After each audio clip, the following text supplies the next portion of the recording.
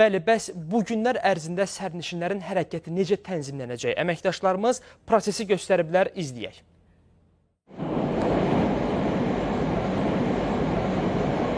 Hazırda biz Gənclik metro stansiyasındayıq və üzü 28 maya doğru hərəkət edirik.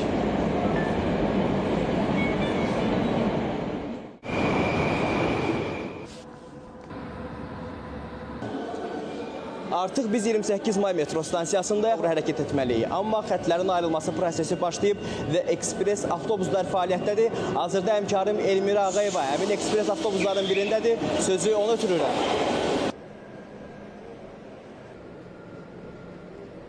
Bəli, metroda xətlərin ayrılması ilə bağlı sərnişinlərin rahatlığını təmin etmək üçün paytaxtda 6 yeni ekspres avtobus marşrutu fəaliyyətə başlayıb ki, onlardan biri də M3-dür və biz də hazırda bu avtobusdayıq.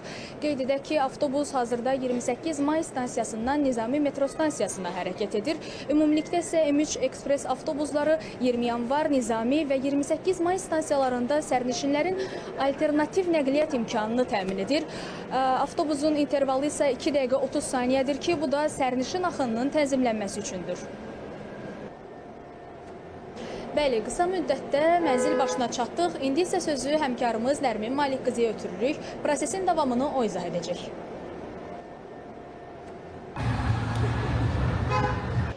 Yaşıl xətt üzrə hərəkət etmək istəyən sərnişinlər ekspres avtobuslar vasitəsilə gəlib Nizami metro stansiyasında eniş edirlər. Daha sonra isə Nizami metro stansiyasından üzü Dərnəgül istiqamətinə bu sərnişinlər hərəkət edə bilərlər. Qeyd etmək istəyirəm ki, Nizami metro stansiyası yaşıl xəttin sonuncu dayanacağı hesab olunur.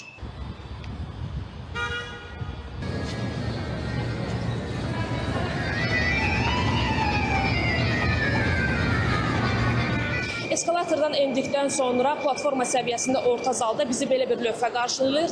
Lövhənin üzərində qeyd olunur ki, sadəcə Dərnəgül istiqamətinə hərəkət etmək mümkündür. Digər tərəfə isə minik yoxdur. Elə biz də üzü Dərnəgül istiqamətinə hərəkət edirik və bizi hazırda qatar qarşılayır. Lövhədə də qeyd olunub ki, sadəcə Dərnəgül istiqamətinə getmək mümkündür.